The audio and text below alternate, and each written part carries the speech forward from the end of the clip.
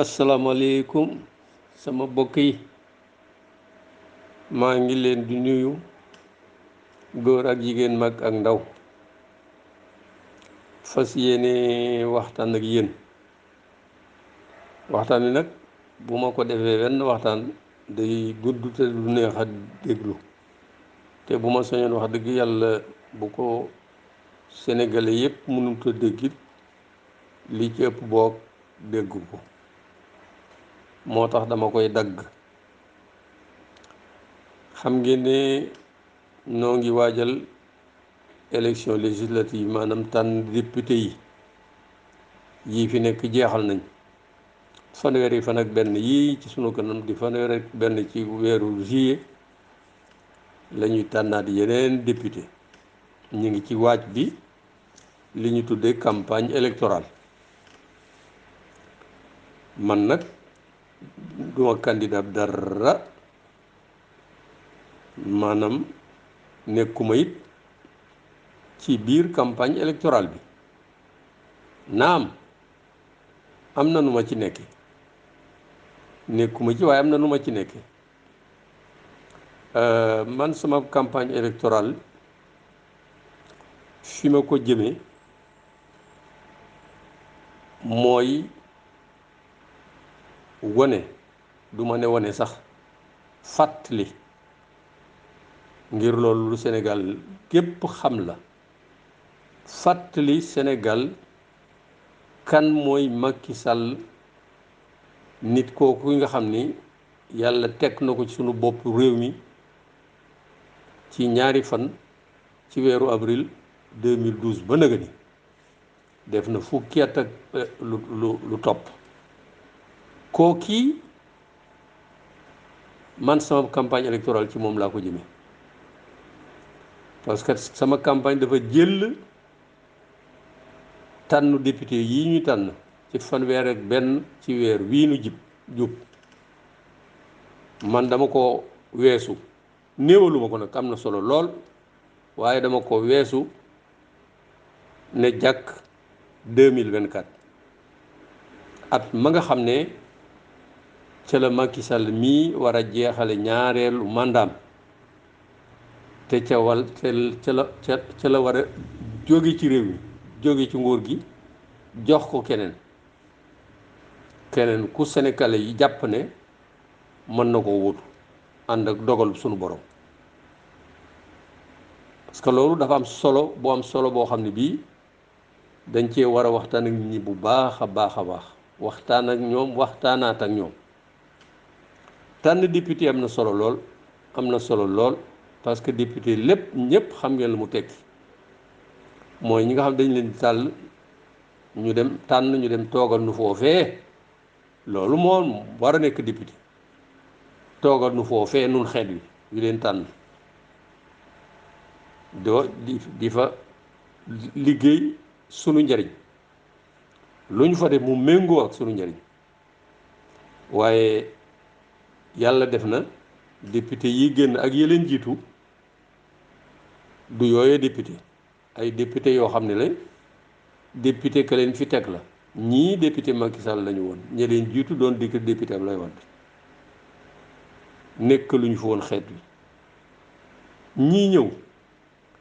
yàlla na def bu dul ñéppit ña ca ëpp xam ne duñu député ma Samba duñu député ma Demba député xeet wee leen fi teg moom lañ fa war a liggéeyal yàlla na sa borom bi def bu dul ñéppit la ci ëpp doon ko dana jafe nag parce que li koy tax muy jafe mooy ni ñu leen di tànne ni ñu leen di tànne mooy def ne dana jafe lool ab député yëg ne man mii kat ma Samba fëluma ma Demba fëluma sama xeet sama dëkk ñoo ma sama département sama gox ñoo ma fal bon ñoom la war a liggéeyal nii ñuy tànne léegi loolu mënut a am loolu tax bu demee ba ëllëg keneen ku fi yàlla indi 2024 nga wutu fi Macky Sall yàlla na yàlla def ngay ku ko matee koo xam ne kii da nga xalaate soppi noonu yi ñuy tànne député yi. bon nag man dama ne nekkuma ci campagne waaye maa ngi ci campagne bi sama campagne maa ngi ko jëmale ci kuy Macky Sall danaa ko def ñett walla ñeenti waxtaan bu ma demee bay jeexal danaa wane ne Macky Sall mii ak li ma wax li ma xam ak li ma wax ci moom ca la jiitu loolu Macky Sall mii fukki at ak ñaar yi mu fi def sax ëpp na fukki at ak ñaar yi mu def Sénégal sax ëpp na donc 2024 xel dafa warul tax xalaat Macky Sall ne day laaj ñetteelu mandat xel da ko warul a xalaat te jàpp naa ne bu boobaa bu ko Sénégalais yi nangoo wax dëgg yàlla dama koy faral di wax bu boobaa yàlla dana war a raafal parce que bëgguñu suñu bopp la daloon Sodome et Gomorrhe sax mën na noo dal bu nu demee ba 2024 sunu xel dem ci falaat Macky Sall bu boobaa rek yàlla dafa war a nam defoon Sodome et Gomorrhe danoo ko war a def li tax ma wax lii maa ko wax danaa ko leeral nañ li may wax nag ñi ko wër góor yi ñeeg jigéen ñi ko wër ma tudde leen coog nga xam ne di dunde sunu ñaq ak sunu der ba fi Macky Sall nekkee ba tey te ñu ci baree bari amuluñu benn njëriñ réew mi ma ni ñi ko wër di góor di jigéen te la ca ëpp di dunde sunu ñaq di manq sunu der danaa leeral lu tax te amuluñu benn njëriñ réew mi ñu ci bari ci ñoom ñooñee li may wax du leen neex waaye li tubaab naan dama leen di lancer défi lii may wax kenn ci ñoom ku ci mën a weddi dara te wuutal fa leneen lu nit ñi mën a dégg na ko def li ma nar a wax lépp ci Macky Sall ñoo ñi nga xam ne ñooy coggam yi ko wër te di ko jey naan ko laajalaat ñetti mandat parce que bugguñoo jeexal dañoo bëgg wii di naan dunde sunu ñaq di manq sunu deret ñoo ko seeni bokk ak seen waa kër du bëgg Macky Sall de seen bopp a tax moo tax ñu bëgg a dugal ci boppam ne ko xeet bi soxlawaat nañ la na nga laaj ñetti mandat wallaay ña ngi koy gasalu kàmb te bu ca duggee ñu romb ko dem wuti keneen donc li may wax man fentuma dara lu ma wax ci Macky Sall rek da koo wax walla mu koo bind walla ñim àndal wax ko walla ñu bind ko sénégalais nag ngeen jéggal ma dafa gaaw a fàtte ngeen jéggal ma fàtte ñépp lay dal moo tax man yàlla dafa def damay bind parce que fàtte ñépp lay dal Macky Sall xam ngeen ne nekk na ak Ablaye Wade nàmpal na ko juróom-ñetti at feral ko duma sori ci Ablaye Wade parce que Macky Sall moo ci campagne Macky Sall laa nekk nàmpal na ko juróom-ñetti at feral ko ba mu ko feralee ci ni mu ko feral yéen ñëpp xam ngeen ko mu tegu parti politique am ànd ki nitam ñu naan ko alliance pour la république APR alliance pour la république wallaay sore nag république sax parti boobu dafa xëy république gont li tax danaa ko wax nee na wër na réew mi ñetti at la Sénégalais yi nekkoon lépp xam na ko ñetti at yooyu lu nu Macky Sall digul amul lu mu nu digul amul la mu njëkk a contre ne du fi amee mooy ñetteelu mandat Ablaye Wade yéen ñépp dégg ngeen ko constitution Sénégal mayu ko ñaari mandat la war a am jeexal na daa war a dem waaye conseil constitutionnel topp ñu ko ci loolu ñu ne Ablaye Wade mën naa defaat ñetti mandat bu bëggoon ñeent it conseil constitutionnel booba dana ko jox comme conseil constitutionnel bii bu laagee 2024 bu laajee troisième mandat nit ñi seetaan ko conseil constitutionnel bii dañ ko koy dal di jox bu laajee ñeent sax danañ ko jox li ko waral dinaa ko wax. donc mu lu nu diggu la mu loolu diggi Macky Sall yu tooy xip lu ñépp dégg la fàttaliku la gannaaw ba mu ne kenn waru fee defati lépp ñaari mandat nee nañu man fukki at loo fa deful doo ko doo ko mën a def doo fa mën a def lu ko ëpp man sax man Macky Sall mii bu ngeen ma wóoloo fal ma mandat juróom-ñaari at bii nga xam ne moom la constitution bi reconnaître man dama koy wàññi def ko juróomi at waaw te teg ko sama bopp maanaam bu ngeen ma falee 2012 2017 sama mandat jeex fu ne mu wax ko fa fu ne mu wax ko fa dem na ba France Élysée ci perron Élysée bu la président bi gunge ba ca bunt ba ñu taxaw ca perron ba ñu tax làkkante mu wax loolee man fal nañ ma juróom-ñaari at waaye dama ciy wàññi ñaari at def sama mandat muy juróom mu jaaxal Sarkozy lool. Sarkozy mooy président de la République française. Sarkozy ne ko ah man de lii maa ngi ko soog a dégg ñu fal la juróom-ñaari at nga ni juróom lay def yow day bari wooyu moroom wallaay yàlla xam na ko fu ne mu taxaw wax ko fa fu ne mu taxaw wax ko fa fu ne mu taxaw wax ko fa la ca topp xam ngeen ko danaa ci dellu nguur tubaarkàlla la ca topp xam ngeen ko mu ne Ablaye Wade lii mu nekk woon mun tëwee nii mu doon ab doxalinam maanaam gouvernance am dafa ñaaw te bari góom doxalinu Ablaye Wade dafa ñaaw te bari góom te man bu ma ñëwee danaa def liñ na rupture te ni la mu nekk woon lépp danaa ko dindi ci naka sodul noonu bépp góom bu kii woon danaa ko dindi faj ko li tubaab naan rupture bu ma ñëwee li ñu tuddee marché gré à gré mooy marché yaa ma neex war a tabax hôpital war a tabax école war a gas forage au lieu que nga siiwal ko ne damay tabax hôpital béréb sàngam hôpital bi nii la war a mel nii la war a mel nii la war a mel nii la war a mel nii la war a mel ana ku yéen ku ci mën a def hôpital bu mel noonu ak boo ko mënee ñaata nga ko mën a defee ba pare wax ne ki war a def hôpital bi nag nii la war a mel war naa mën xarañ war naa mën lii war naa mën lii war naa mën lii war naa mën lii te it war naa tabax ay benn yoon ñaari yoon ñetti yoon wala ñeenti hôpital ku mën liggéey bi lay war a doon waaw bu ko defee ma sàmba ma dem ba nangam lu mat fukk ku ne joxe ne man de mën naa ko defar mu rafet a rafet waaye nangam laa koy defari fukki milliards par exemple kii ne fukk ak juróom kii ne ñaar fukk bu ko defee day am kuréel gu seet ku ca nekk ah la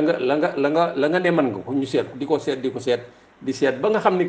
yaakaar nañ ne moo ci gën a xarañ yaakaar nañ ne mën na ko am na lu mu ko defee ba pare moo ca gën a yomb ñu naan le moins 10 ans ñu jox ko waaw waaw ñu jox ko noonee lañ ko war a doxale joxe après appel d'offre noonee lañ war a joxe liggéey waaye Macky nee na Ablaye Wade moom gré à gré yaa ma neex rek la daan def xëy woo diw ne ko defaral ma autoroute bi woo diw defaral ma hôpital bi woo diw defaral ma aéroport bi te nee na loola la ca gën a kii mooy day ànd ak liñ naan surfacturation Macky ko wax de loo xam day jar 15 nga jënd ko ñaar fukk moo ko wax ci kanam Pape Alé ak Momar Dieng loola bu ma ñëwee dana fi jóge parce que gré à gré yaa ma neex yooyu loolu lay indi ak ba pare ay surfacturation c'est-à-dire que lu war a jar 15 nga ni ñaar fukk laa ko jënd pour mu firndeel ko moo ko wax ci kanam Momar Dieng ak Pape Alé mu ne jël leen autoroute à péage bii Pikine ak Diamniadio fanweeri kilomètre ak ñett rek daanaka Ablaye Wade def na ci lu mat ñetti téeméeri milliards te wax na dëgg ñetti téeméeri milliards ku xam liggéey boobu Baara Taal nee na li ñu def ci aéroport kii boobu mënoon naa autoroute mënoon naa dem Thiès ba jàll ba Tivaouane maa kee wax loolu de mu ne man bu ma ñëwee loolu dana jeex marché de gré à gré yaa ma neex dana jeex bu ma ñëwee guerre dana fi jóge danaa xeex guerre je vais mener une lutte sans merci contre la corruption contre la fraude contre la maanaam guerre ak yeneen xeet yu mel ne guerre yooyu ay ñu dénk la xaalis nga ne ko nga ne ko fuuf sàcc ko muy détournement de deniers publics waaw maanaam guerre ak yépp yu mel noonu yu bon doxalin yu mel noonu nee na bu ma fi ñëwee loola lépp dana fi jóge nee na tey boo demee palais conseil des ministres salle conseil fi ñu defee conseil des ministres moo koy wax de boobaab la def nee na ministre yi dañuy buuxloo foofa parce que dañoo bari ba duñu fa xaj salle ba ñu defee conseil nee na dañ fay buuxloo parce que duñu fa xaj man nag bu ma ñëwee du ma passé ñaar fukki ministre ak juróom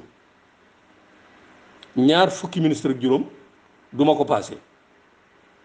ah yëmul foofa nee na am na jikko yu bon a bon yu nekk Sénégal ay góom yu bon mais bu ma ñëwee lépp lay raxas lépp lay faj mën naa ko ci tubaab mu ni je vais redorer le blason de nos valeurs cardinales parce que sunu baax yi Ablaye Wade da koo yàq man bu ma ñëwee dinaa defaraat lépp moo ko wax de ak li ñu tuddee agence ay kuréel la rek dañuy xëy matoon na juróom benn fukk ëpp na ko sax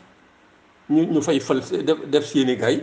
di leen fay ay 5 millions 6 millions boo xam ne amul benn njariñ ay kuréel la rek yoo xam ne yi amalul Sénégal benn njariñ li fi nekkoon du jeex mu ne bu ma ñëwee danaa la ca ëpp dama koy dindi waaw dama koy tasaare parce que amul ñi benn njariñ jeexul de parce que dama bëgg mu leer nañ ay benn rek laa ciy joxe parce que lu mu doon diggee lépp kenn mënu la wax lépp am na ci leneen lu am solo la loolu Sénégal yi nañ ko déglu loola lu mënoon a faj feebaru Sénégal la dafa am lu ñu tuddoon assise nationale ab daje bu mag a mag 2008 boo xam ni dafa dajale Sénégalais yi ñu bari ñi nekk ci parti politique yi ñi ci nekkut ñi nekk ci diine yi ñu bare bi Sénégal yi ñoom kuréel gu rëy Amadou Mahtar Mbow jiite ko di président ba ànd ak ñoom Mamadou Lamine Loum ànd ak ñoom ndéem si yàlla sa Mansour Kama ànd ak ñoom Bathily ànd ak ñoom ndéem si yàlla sa Tanor ànd ak ñoom Moustapha Niass ànd ak ñoom Mouhamadou Mbodj ndeysaan ndéem si yàlla sa moom itam ku yàlla baaxaloon ñu baax ñu kii tubarkalla ñu daje ne dañuy seet sunu Sénégal gii lu ñëpp d'accord la dafa ba nu amee indépendance ba nëgë ni daanaka muy juróom fukki at dafa taxaw daanaka duxut ña nga xam ne bii ñoom lan tollandooloon ab koom-koom ca at ma ni moom sunu bokk di 1960 ñu ca bare dem nañ bàyyinu mën naa cee jël Corée du Sud gii Corée du Sud tey boo koy seet ci fukk ak réew yi juróom yi ëpp koom-koom gën a développé ci la bokk ñaari bateau yi dem Casamance ñoo na ko jaay Malaisie gii même Maroc gii nu jege rek ñoom ñëpp ñu ci bari noo leen tane woon tey ñëpp dem nañ bàyyi nu noo ngi ne yàcc ne yasar. Assises nationales yi nag danañ seet juróom fukki at yii wéy lan moo nu tardeel ba nit ñi dem bàyyi nu fi lan mooy sunu problème juróom fukki at yii nu passé lan moo nu tardeel ba nu nekk fi ne yàcc ne yasar ñépp bàyyi nu fi mbooloo moomee di ca liggéey wala liggéey bu am solo liggéey bu am solo boroomi xam-xam yu jóge fu ne liggéey bu am solo ñu liggéey ko ba mu jeex ñu tënk ko mi naan conclusion def ko ab téere bu mag a mag a mag nga xam ne lañ ca waxtaan lépp lañ waxtaan ci mbay mi lañ waxtaan ci napp gi lañ waxtaan ci nangam lañ waxtaan ci jikkoy doomu aadama yi lañ waxtaan ci ni ñuy doxalim réew la ñuy waxtaan ci président na muy yorem réew nañuy waxtaan ci yoon na mu war a doxe cim réew nañuy waxee député lépp la ñu seet fu ca nekk ñu seet la ñu jàpp ne lii mooy feebar ba ñu ne feebar bu ñu ko bëggee dindi danañ def lii fu ca nekk dañu koy seet ba gis feebar ba fam ne ñu ne lii mooy feebar bi ñu ànd ci waxtaan ci mbooloo ba d'accord ci ne lii bu ñu ko defee bii feebar dina wér loolu lépp ñu tënk ko ci conclusion nag ca conclusion ya téere bu mag a mag la ñu jël ca nag maanaam li tubaab naan résumé loo xam ne dañ koy tënk parce que téere bu toll noonu jàng ko yombut jàng ko rapidement yombut waaye dañoo bëgg koo xam ne kii bu bëggee xam conclusion assises nationales ya la ñu tënk lan la dañu caa jël loo xam ne dañ koo tënk def ko beneen téere boo xam ne bii bu ndaw lay doon waaye la gën a am solo ma nga ca téere booba ñu tuddee ko charte de gouvernance démocratique charte ji nga charte boobu boo ko jàngee dëgg boo ko jàngee jàngaat ko da nga ci gis liñ naan solution maanaam jàngoro yi nga xam ni tegoon nañ ca baaraam ne mooy sunu jàngoro waxtaan ba ne jàngoro yi lii moo koy faj charte de gouvernance démocratique boo ko jàngee da nga ca gis ay solution yoo xam ne lu mën a faj jàngoro yi lu am solo la ñu tuddee ko charte de gouvernance démocratique ne léegi képp koo xam ne ki d'accord nga ci loolu na nga ñëw ca assise nationale ba fa bureau ba nekkoon foofa nga signé charte de gouvernance démocratique ne man kat charte de gouvernance démocratique bi li ñu ci wax juboo naa ci d'accord naa ci ànd naa ci lu yanu maanaa la man bis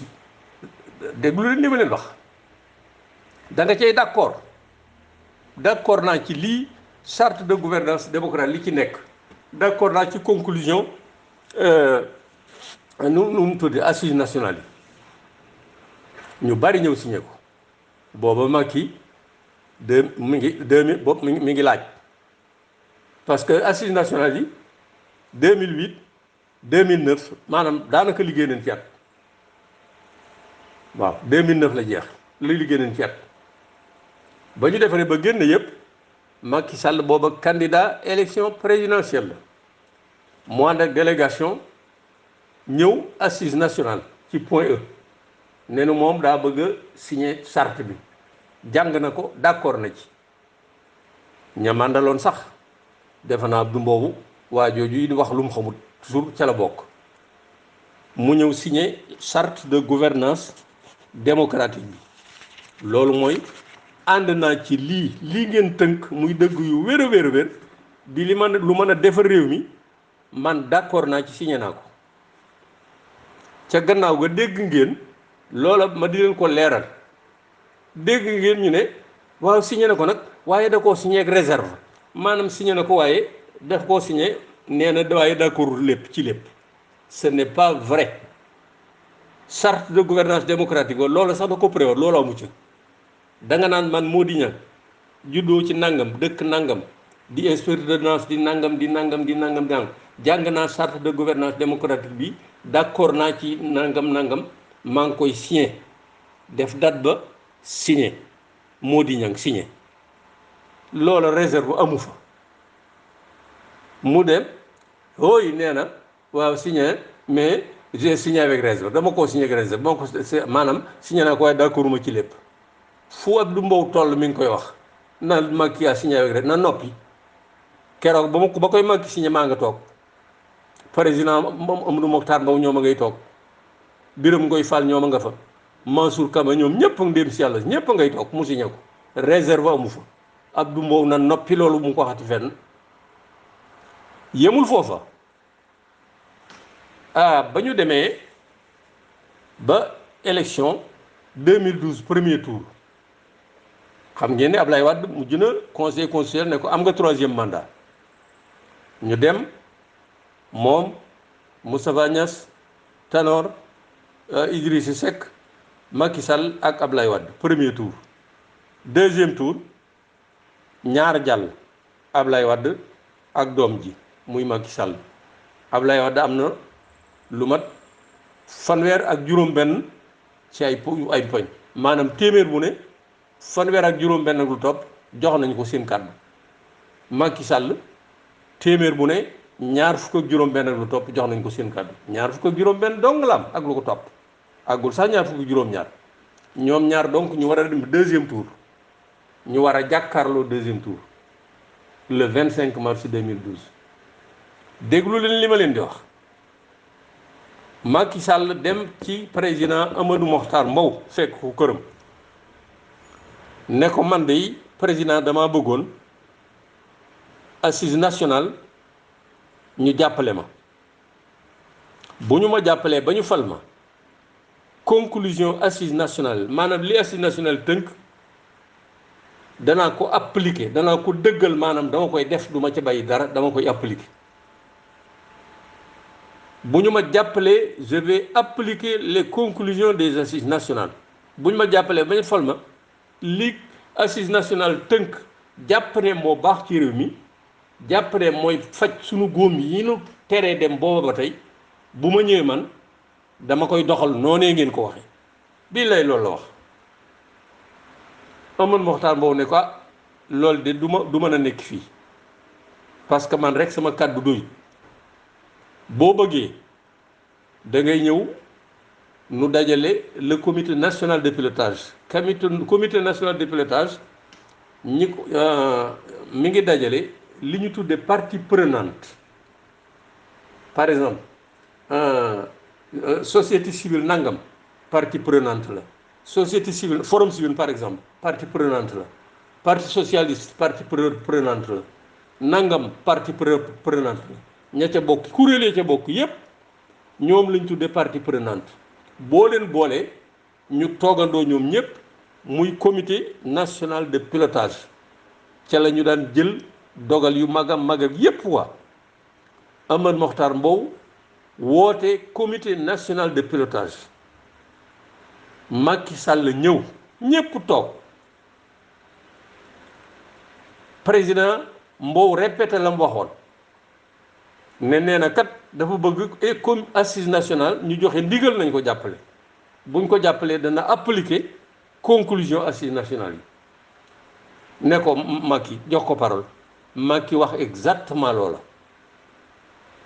bu ngeen ma dimbalee bu ngeen ma jàppalee ma kii conclusion assise nationale yi danaa ko appliquer lii assise nationale jàpp ne dégg nga maam moo mën a faj feebaru Sénégal danaa ko kii danaa ci def lépp lu ma mën ñu ne alhamdulilah rabbil alamin ñu ne xanaa gor kenn xalaatu sax ne dana wor loola assise nationale joxe ndigal ne nañ ko woteel ñu woteel Macky 2012 gis ngeen ni mu demee téeméer boo jël juróom benn fukk ba ak juróom ak lu topp jox nañ ko seen baat ñu fal ko muy ñeenteelu président de la République du Sénégal te ma fàttali nit ñi faluñu ko rek ndax ndax taaram wala nangam wala li tubaab naan pour ses beaux yeux déedéet dañu ko fal ngir li mu dige li Macky Sall dige bu ko defoon dama ni li Macky Sall bu ko defoon wala bu munta def lépp sax bu defoon la ci ëpp téeméer bu mu digee mu def ca juróom-benn fukk ba juróom-ñaar fukk la ca des mu jàkkaarloo xeet bi ne ah lii kat maa ko waxoon waaye na ma ko waxee mënewuma ko lii moo tax bu ngeen ma mayee ñaari mandat danaa ko àggale bu ko defee mu doon 100% naa ko àggale li nit ñi yaakaar ji ñu amoon ci moom ndax digee dañoo tooy xëpp ñu ne kii gannaaw indépendance la juddu ak nangam ñépp wóolu ko jox ko seen kàddu na muy mujje yéen ñépp xam ngeen ko bu fekkente ne téeméer la dige wallahi juróom-ñeent fukk ba ak juróom-ñett defu ko wala ku ko xam ci ñi ko wër ñi nga xam ne ñooy dunde suñu ñaq wi di manq suñu deret ji ku ca xam ñaar yu mu digge woon wala ñett te def ko na ma ko waxe woon na ma ko wax bu dee téeméer la digge woon juróom-ñeent fukk yi ak juróom-ñett fukk defu wax du ma ne defu ko waaye safaan ba la def dama ne Macky Sall la mu digge woon dafa noo wor defu ca dara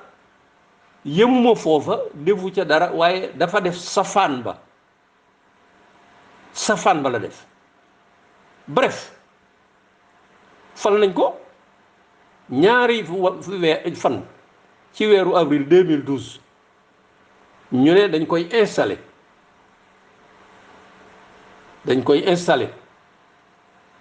waaw samp ko muy président de te balaa booba day prêter day waat ga mu waat boo seetee serment ba rek la mu ca waat naa jàpp ci ne rek maa ngi waat ne man Macky Sall mii président de la république danaa xeet wi de la nation ci boppam xeet wi lu ma man danaa ko def pour liggéeyal lu ma man danaa ko def pour yoon yi loi règlement yi ak kii ma fexe ba ñu jaar ci yoon dox danaa respecter constitution mooy yoon wu mag bi nga xam ni moo tiim yoon yépp danaa ko respecter nañ ko kii laa koy def mara d'Italie waat muy 2 avril ci ëllëg di ñetti fan ci weeru avril mu jàkkaarloo xeet wi jàkkaarloo bu njëkk liñ naan message à la nation la mu diggee woon lépp mu waxaat ko nit ñi seen xel gën a dal la mu diggee woon lépp mu waxaat ko ci waxtaan boobee ca ëllëg taskati xabaar yi ñépp tasaare ko Macky mara d'Italie lépp mu tasaare ko kii ko la mu diggee woon lépp nit ñépp kontaan mu tàmbali jël premier ministre bi xam ngeen ko Abdou Mbaye ñaar fukki ministre ak juróom ñu ne waa jaa ngi de la mu waxoon def na ko ñaar fukki ministre ak juróom ñu ne waa jaa ngi la gën a tax nit ñi yaakaar mu xëy teg li ñu naan OFNAC nee na woon day xeex ger pour dëggal ne day xeex ger mu ne day teg genn kuréel gu ñu naan OFNAC Office national de lutte contre la fraude et la corruption mooy kuréel goo xam ne gi xeex ger ak ay njublang rekk lañ ko fa tege ñu ne bu waa ji de bon la waxoon def na ko mu jël soxna su baax a baax te jub te am xam-xam Nafi Ngom Keïta mu teg ko ca bopp ba nommé fukki membre ak ñaar ñu ne kii de la mu waxoon def na ko nee na woon day xeex ger teg na kuréel goo xam ne gi xeex ger rek ko tax a judd yëmu fa mu ne la xawla wala xawata mani sunu xaalis bi ñi ko sàcc danañ ko goqi képp koo xam ne ki sàcc nga sunu xaalis te fukki at ak ñaar yi fi Ablaye Wade yépp dañ ko sàcc te képp ku sàcc sunu xaalis bi da nga ko goqi nan lañ koy goqee mu dem benn yoon woo xam ne wii Abdou Diouf moo ko njëkkoon a sàkk ñu naan ko cour de répression de l'enrichissement illicite mooy kuréel goo xam ne gii liggéeyam rek mooy topp nit ñi ku mu ci jàpp ne yow daal am nga loo xam ne lii wóor na la ni sab liggéey joxu la ko kenn mënoo jaar ba wane ne par exemple yor nga ñaari téeméer mais bu ñu seetee la nga war a am ak foo mën a jaar la nga mën a am mënut a passé fukki dërëm yow ñu seet ne am nga ñaari téeméer waaw ñaari téeméer yooyu fu mu jógee li nga war a am lépp boo ko tegee ci yoon ñu nit fukki dërëm la war a doon bañ la seetee yaa ngeeg ñaari téeméer donc dangaa am xaalis ci naka sa dul noona ci càcc ci ger ci nangam ci loolu lañ tuddee enrichissement illicite am xaalis boo xam ne bii bu bari boo xam ne tegoo ko ci yoon da nga koo luubal rek woowu yoon Abdou Diouf a ko njëkk a sàkk ba mu wuutoo Senghor 1981 dafa jàpp ne moom nekk na secrétaire général gouverneur secrétaire général de la présidence le ministre de l'industrie ministre nangam premier ministre ba mu nekk président xam na lépp mu ni ñi luubal xaalis bari nañu dañ ko war a goxi yoon woowee moo ko bind loi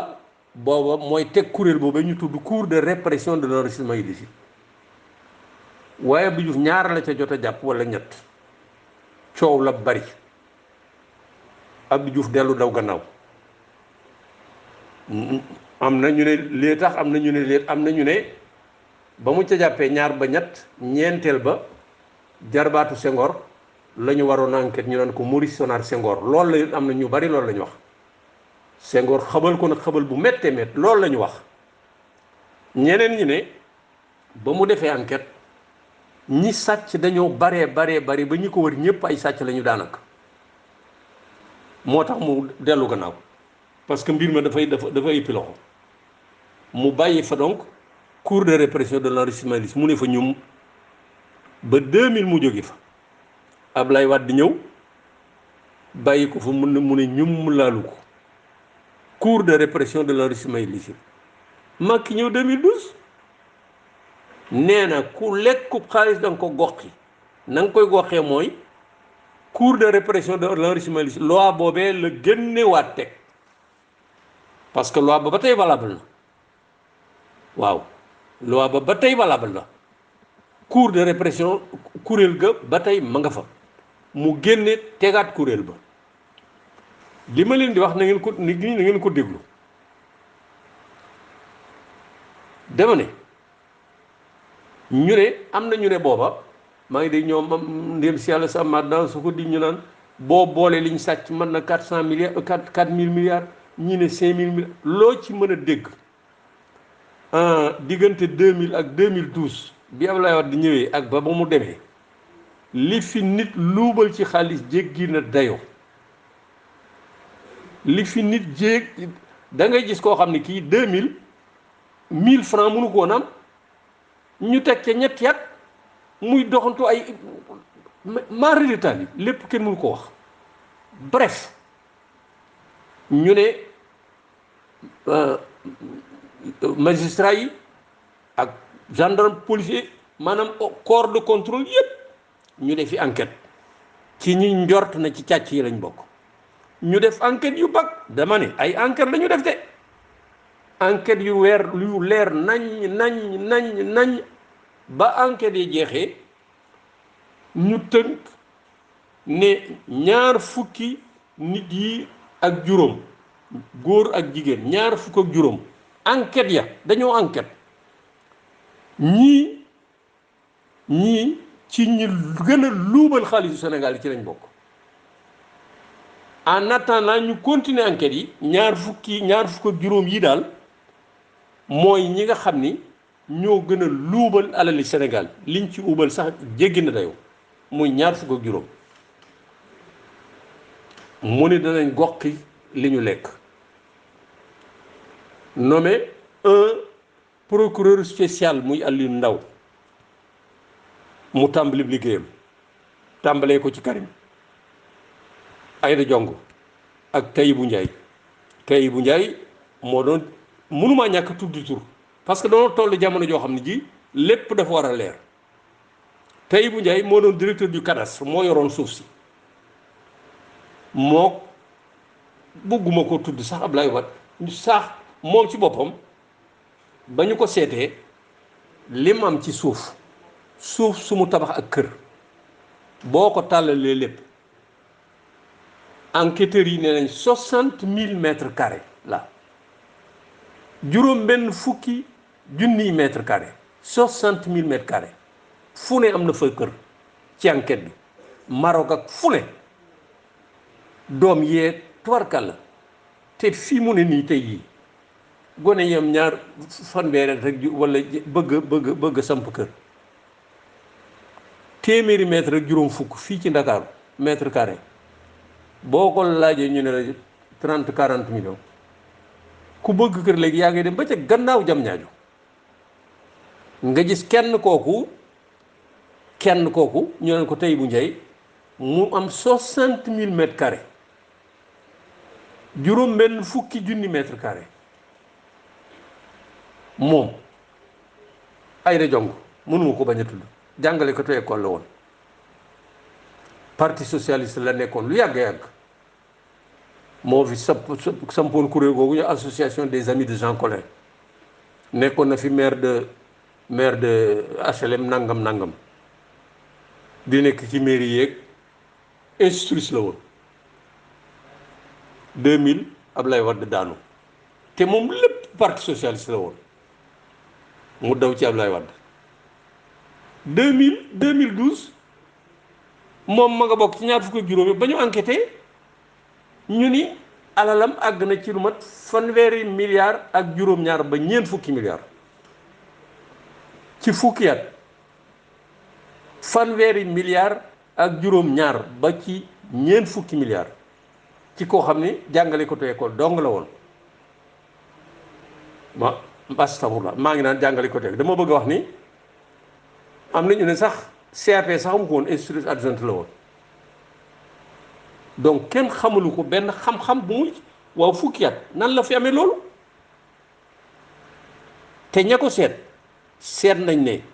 balaa 2000 mais dara nekku fa 37 milliards gis ngeen la ca mujj ay daa nga këram Karim ma nga fële duma ci sori Tahibou Ndiaye nga këram gannaaw ñooñu procureur Aliou daa continuer ne nañ ma wool diw dama koy tudd kii nangam ñang ma dikk ñang nañ ma yool Samuel Sarr ak Ablaye ñeent wala juróom daal yu mu woowaat yu mu teg ci ñooñu convoqué leen déggu leen li ma leen di wax de gis nga fa mu nekkoon di liggéey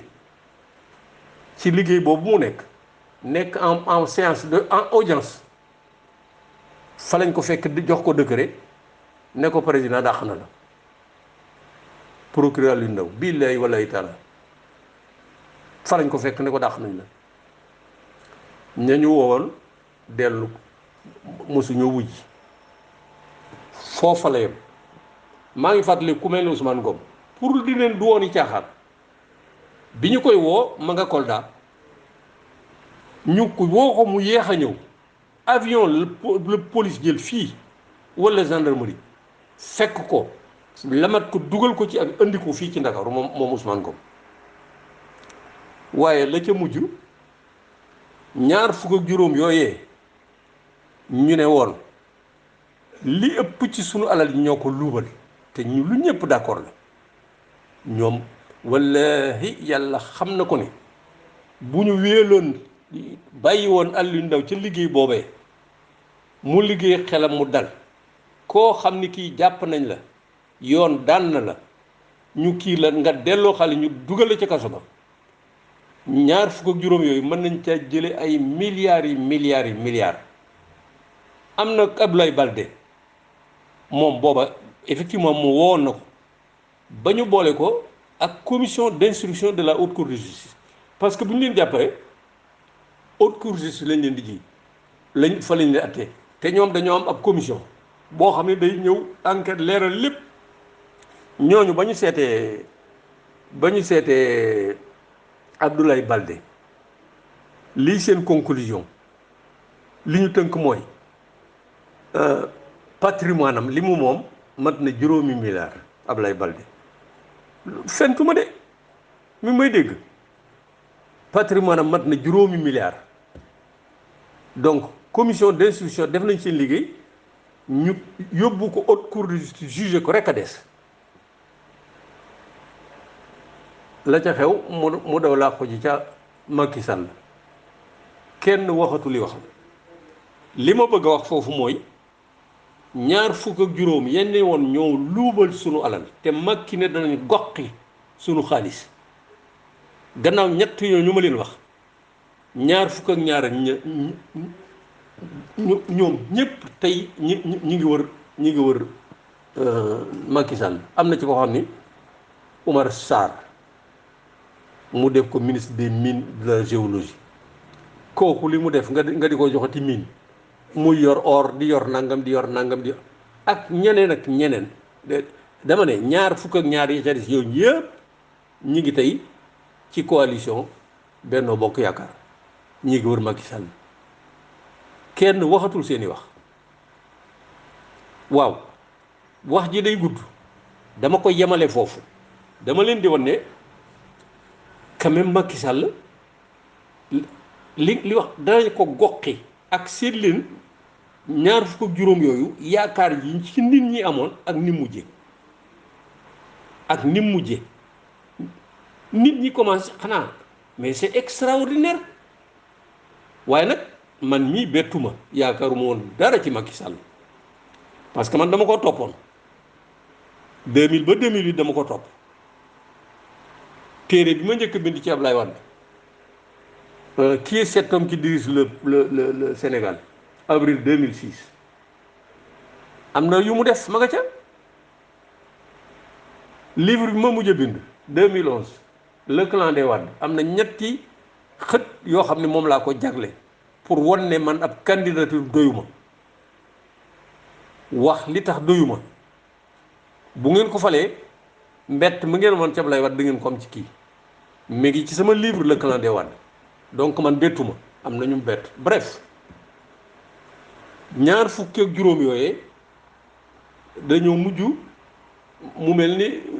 lépp tàbbi na géej ak liñ ci waxoon ak li ñu yor ci dama ne milliards yu dul jeex lañu nu sàccal waaw beneen yoon bu may dellu si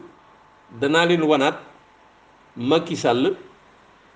ni nga xamee ne non seulement la mu digge woon defu ko ay safaan ba la def safaan ba of nag gii ma leen teg na ko bu beneen yoonee ca lay tàmbalee te nee na da ko teg pour xeex ger dafa ne woon danaa xeex ger te xeex boobu nag dama leen ko yëgal yéen ñaan ak man duma ci lax kenn de moo ñépp ko dégg je n'épargnerai personne te wan leen ne leen na ngeen moytu yéen ñaan ak man of nag gii pour noonu la de kër yi gee moom pour ñu Ablaye Wade àndaloon la waaye of nag gi na ngeen moytu seen bopp de man duma lax kenn loolu walay na ngeen ko téye moo ko wax ñépp a ko dégg mani na ngeen moytu yéen ñi ànd ak man of nag bii ma teg nun ñii noo tax na ngeen moytu parce que man duma làq kenn foofa lay yem ak yéen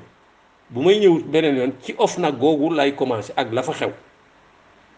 ak foofa it na mu wore nit ñi ci OFNAC wor na nit ñi ci kër yi wor ga mu wor nit ñi ci OFNAC ca lay commencé beneen yoon maa ngi leen di gërëm di leen sant man la Mody Niang